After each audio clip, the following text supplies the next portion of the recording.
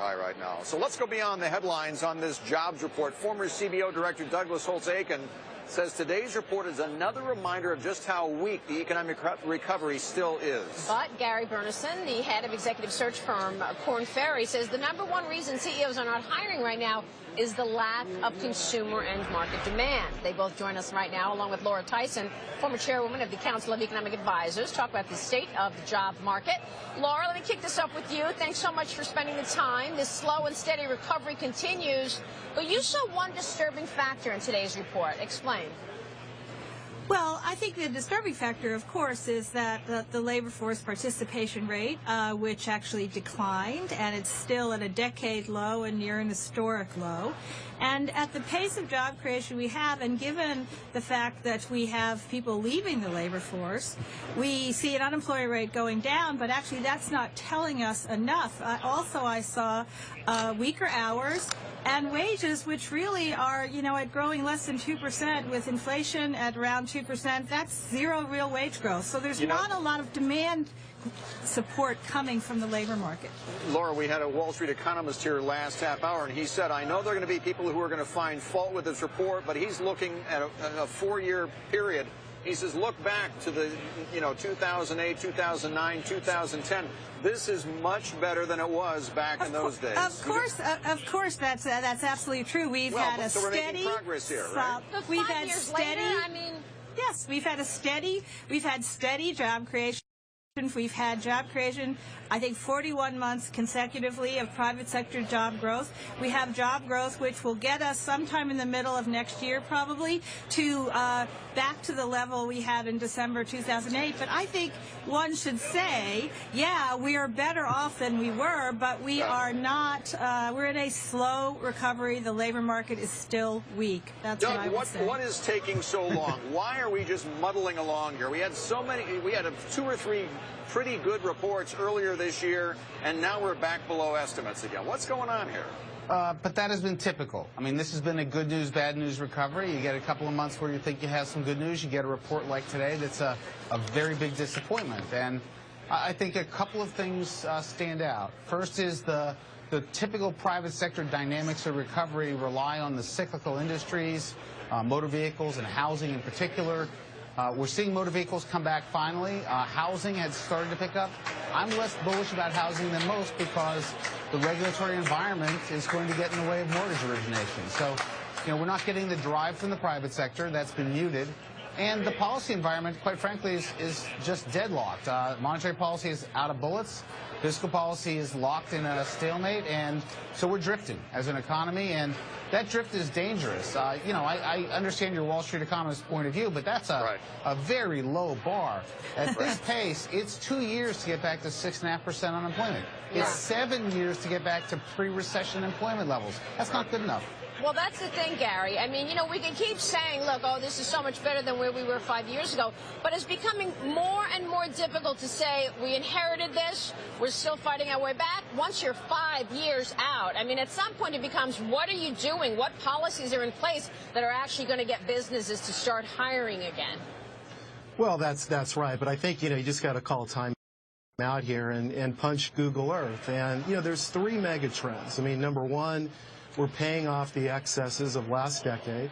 2, we're not conspicuous consumers. And 3rd, you've got a barbell employment picture. So you've got this 2.5-decade transformation of the workforce where, you're not punching red and green buttons anymore. You're touching screens. And so, you've got this low-skilled labor force on the one hand, the middle's being hollowed out, which is a real issue.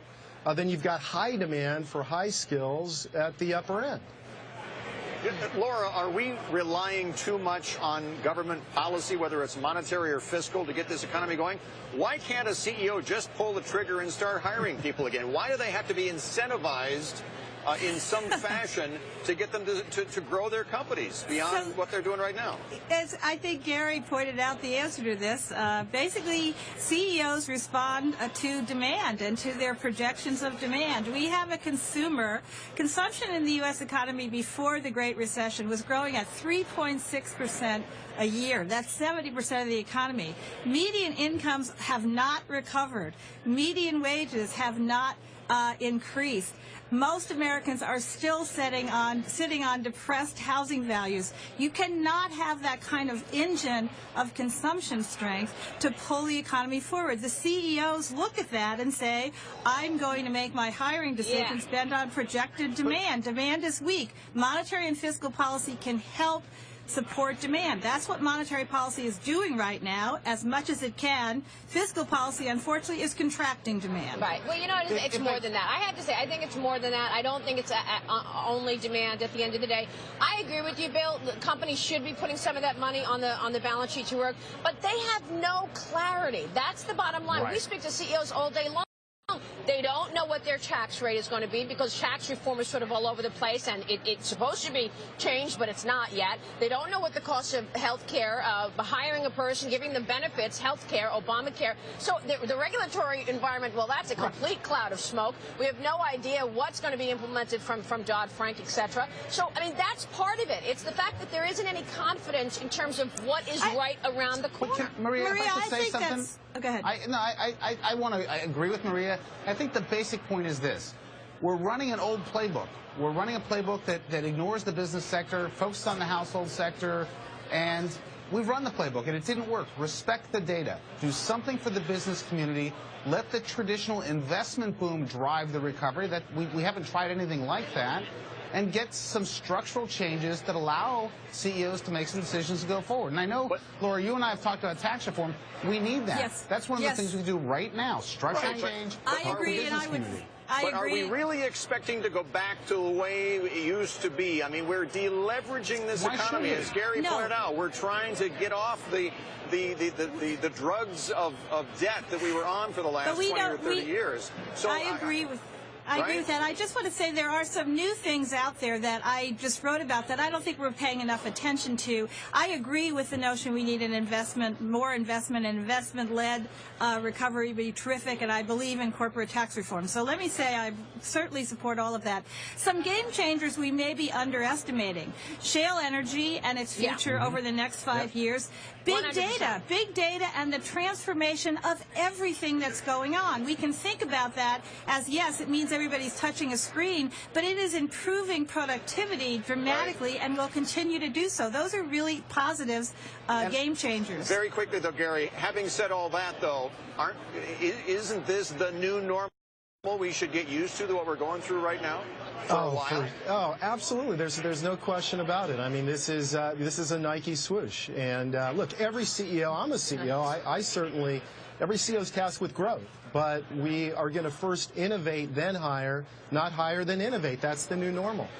I vote for aiming higher. Do not settle for this. We are already at all-time highs in the stock market, so they're already aiming higher. Somebody's expecting better times. We may close at an all